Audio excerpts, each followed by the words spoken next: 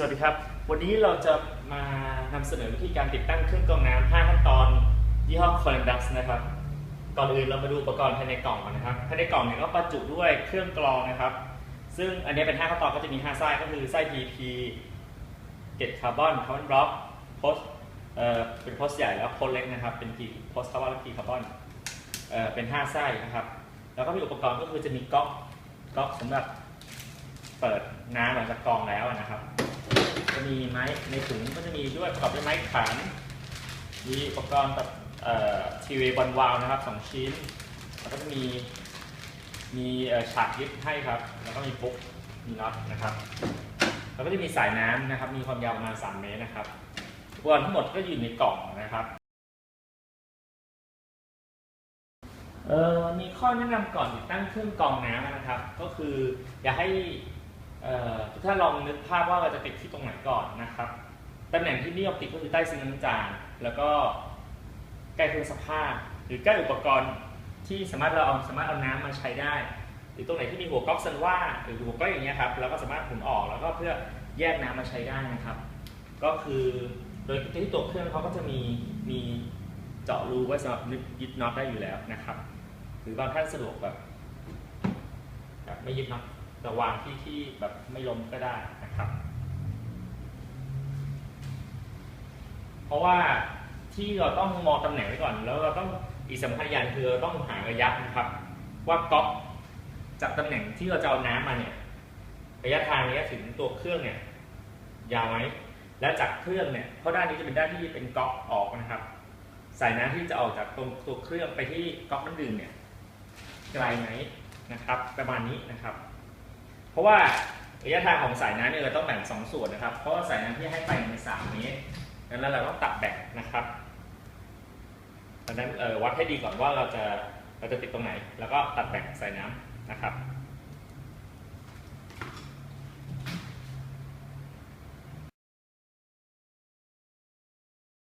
ครับตอนนี้ก็มาสู่ขั้นตอนของการติดตั้งเครื่องกรองน้ำนะครับก็เริ่มต้นจากเราจะเริ่มจากการติดตั้งวาล์วน้ำนะครับ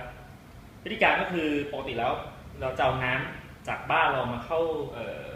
เครื่องกรองเนี่ยด้วยวิธีหลักๆที่เยอะๆก็คือ2-3 วิธีเช่นหนึ่งนี้ก็คือสมมติว่าบ้านเรามีก๊อกซันว่าอยู่อย่างนี้นะฮะเราหมุนก๊อกออกนะฮะ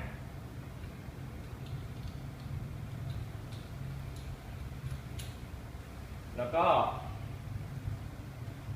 นำทรีวันวาลที่มีอยู่เนี่ยนะฮะมาประกอบต่อนะครับโดยใช้เทปพันเกลียวในการพันเข้าไปตามรูปที่จะเห็นอยู่ในนี้นะครับก็คือเทปพันเกลียวพันส่วนนี้นะครับแล้วก็นี่ผมให้ดูกันนะครับแล้วก็แต่ละพันให้มากกว่านี้นะครับพันในระดับที่ไม่ให้น้ำรั่วซึมได้นะครับใช้ตัวเล็กพันมากๆนะครับพันนี้พันให้ดูตัวอย่างแล้วก็นำเข้าไปใส่ไว้ในตัวใหญ่อย่างนี้นะครับหมุนประมาณนี้นะครับหน้าตาออกมาก็จะประมาณอย่างนี้นะครับสายน้ำที่สมมติได้ไปนะฮะนี่สมมติสายน้ำได้ไปเราก็หมุนส่วนนี้ออกมานะครับใส่เข้าไปในสายน้ำแล้วก็ยัดเข้าไปในนี้ให้สุดนะฮะพอสุดปุ๊บเอา6 เหลี่ยมนี้เข้าไปล็อกให้แน่นนะครับเนี่ยครับออกมาก็จะสภาพนี้ส่วนก๊อกซันว่าถ้ามีอยู่สมมติเราจะกลับไปใช้เหมือนเดิมก็หมุนกลับไปใช้เหมือนเดิมได้นะครับเนี่ยครับมันก็จะเป็นออกมาในรูปแบบคล้ายๆประมาณนี้ต้องเทปพันเกลียวพันก่อนนะครับสมมติถ้าบ้านเราเป็นก๊อกซันว่าอยู่อย่างนี้นะฮะหน้าตาก็จะประมาณคล้ายๆอย่างนี้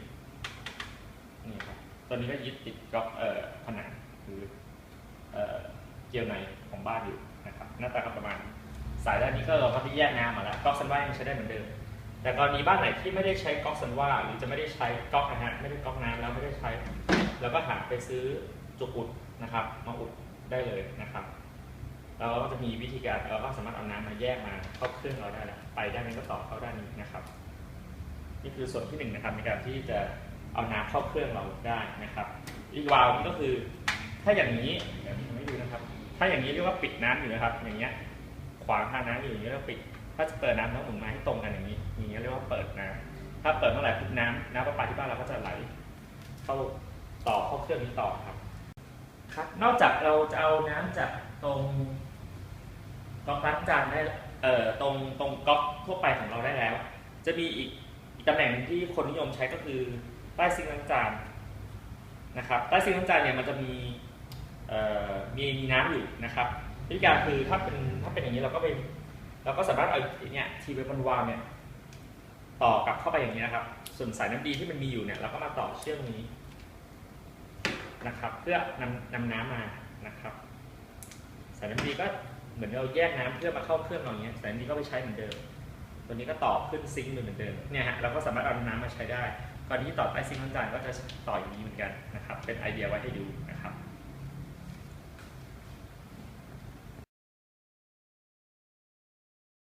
ครับขั้นตอนต่อไปเป็นขั้นตอนการติดตั้งไส้กรองน้ำเข้าไปในเครื่องนะครับก่อนอื่นเราต้องแกะพลาสติกออกก่อนนะครับทั้ง3อันนี้มีพลาสติกคลุมอยู่นะครับต้องแกะพลาสติกออกก่อน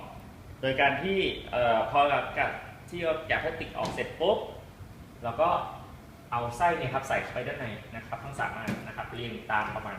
ตามแบบนี้นะครับเส้น EP เกล็ดคาร์บอนบล็อกนะครับเอาพลาสติกออกปุ๊บใส่เข้าไปหมุนกระบอกออกมาครับแล้วอันนี้กระบอกนี้สามารถหมุนได้นะครับหมุนออกมาหมุนใส่เข้าไปนะครับหลังจากที่เราใส่เข้าไปเรียบร้อยแล้วเราก็ทำการปิดโดยการใช้ประแจที่ให้มานี่ครับเป็นประแจปิดอย่างนี้นะครับโดยที่วิธีการปิดด้านไหนล็อกหรือด้านไหนเปิดวิธีการปิดก็คือถ้าหากว่าประแจชี้มาทางเรานะครับชี้มาด้านหน้าอย่างนี้เราต้องเอามือขวา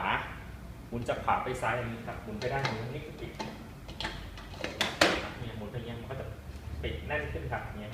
ก็คือหมุนปิดแต่วันหนึ่งถ้าเราต้องการเปลี่ยนไส้กรองเราต้องหมุนกลับไปด้านนี้ฮะต้องหมุนเปิดนะครับแล้วจะเปิดออกมานะครับ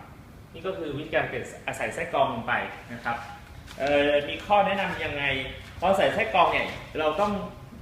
ถ้าเราสังเกตดีๆเนี่ยไส้กรองเนี่ยมันจะมีรูอยู่นะครับทั้ง2ด้านดังนั้นในกระบอกทั้ง2อันก็มีเบ้าอยู่ดังนั้นเบ้ามันควรจะเข้าอยู่ในรูตรงข้างในนะครับทั้ง2ด้านมันก็จะพอดีกันนะครับมีข้อแนะนำเรื่องไส้กรองน้ำนิดนึงนะครับปกติอย่างไส้กรอง PP เนี่ยด้านหัวกับด้านท้ายเนี่ยจะเหมือนกันดังนั้นวางยังไงก็ได้นะครับแต่ว่าเกล็ดคาร์บอนหรือบางรุ่นเป็นเรซินเนี่ยเขาจะมีโอลิงอยู่ด้านบนนะฮะอย่างเงี้ยสีขาวอาจจะเป็นสีดำก็ได้แต่ด้านนี้ไม่มีนะครับต้องวางอย่างนี้นะครับต้องเอาโอลิงอยู่ด้านบนส่วนคาร์บอนบล็อกรุ่นนี้จะมีโอลิงด้านบนด้านล่างไม่มี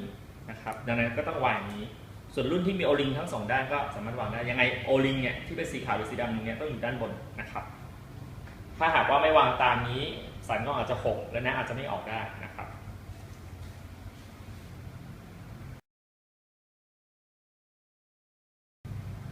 ต่อไปนี้มาดูวิธีการต่อสายน้ำเข้าเครื่องนะครับปกติรถเครื่องเนี่ยมันก็จะมาอย่างนี้นะครับวิธีการคือเราจะเรียกอันนี้ว่าเม็ดมะยมแล้วกันนะครับเอาเม็ดมะยมมาร้อยเข้าสายนะครับอย่างนี้นะครับแล้วก็ยัดสายเนี่ยเข้าไปให้สุดครับหมุนเม็ดมะยมตามกลับเข้าไปขันให้แน่นนะครับอย่าให้ปีนเกลียวนะครับให้สุดเลยฮะเอาให้แน่นครับพอแน่นปุ๊บตึงมือก็พอครับเนี่ยแน่นแล้วฮะนะครับนี่ก็คือน้ำเข้าน้ำที่มาจากแหล่งน้ำของเราก็มาเข้าด้านนี้นะครับตรงตำแหน่งนี้ส่วนน้ำออกนะครับเราก็จะน้ำออกของเครื่องกรองน้ำตัวนี้ก็คือตรงส่วนนี้นะครับเครื่องต่อเนี้ยมีแค่2ส่วนนี้เท่านั้นครับที่น้ำเข้ากับน้ำออกนะครับ